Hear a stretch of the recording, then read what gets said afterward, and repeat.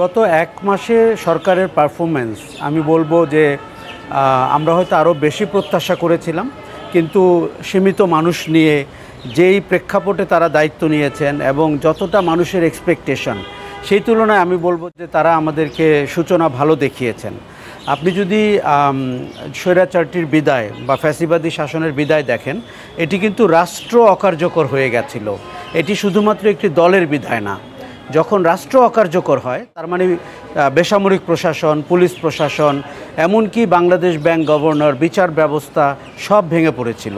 এবং আমরা বছর 10-12 আগের থেকে বলছিলাম যে সরকারটি যেমন করে ব্যবহার করছিল তার পতন হবে রাষ্ট্রের অকার্যকরতার ভেতর দিয়ে। একটি সরকারের বিদায় এরকম হয় না। এবং আপনি যদি ফ্যাসিবাদী শাসনের ইতিহাস দেখেন, আমার ধারণা এই উদাহরণটি একটি অনন্য উদাহরণ হয়ে থাকলো। তবে সরকারের ক্ষেত্রে আমি কয়েকটা মোটা দাগে বলতে চাই। সরকার পরিষ্কার বুঝতে পেরেছে যে ছাত্র জনতার প্রত্যাশা কী। এখন তাদের একটি বড় স্টেক হোল্ডার হচ্ছে রাজনৈতিক দলগুলো।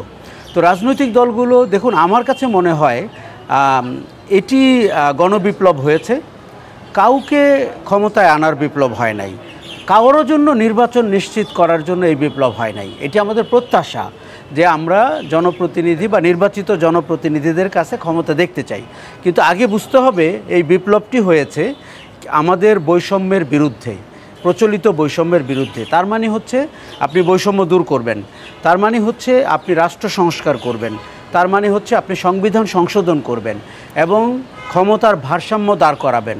তারপরে যদি আপনি নির্বাচন দেন, তাহলে একটি বৈষম্য বিরোধী আন্দোলনের নির্বাচনের চেহারা সেটি পাবে। ভারতের ব্যাপারে প্রধান উপদেষ্টা যেই ভূমিকা নিয়েছেন বা অন্য উপদেষ্টারাও যেভাবে কথা বলছেন, আমার ধারণা যে বাংলাদেশের ইতিহাসে 53 বছরের ইতিহাসে আওয়ামী লীগ বিএনপির শাসন আমরা দেখেছি, এরশাদের শাসন দেখেছি, এই প্রথম ভারতের সাথে চোখে চোখ রেখে কথা বলার একটি আচরণ আমরা দেখতে পাচ্ছি।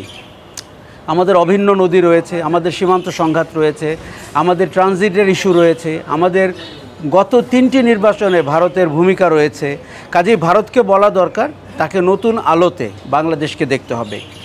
একটি প্রচারণা এই সরকারকে অনেকটাই ব্যস্ত রেখেছে বা আমাদেরকেও ব্যস্ত রেখেছে যে আওয়ামী লীগ পালিয়ে গেছে, অতএব ইসলামিস্টরা ক্ষমতা নিয়েছে, ডক্টর ইউনূস ইসলামিস্ট। আমি একটু আগে ভারতের একটা গণমাধ্যমের প্রচারণা দেখে আসলাম, তাতেও তাই বলা হচ্ছে।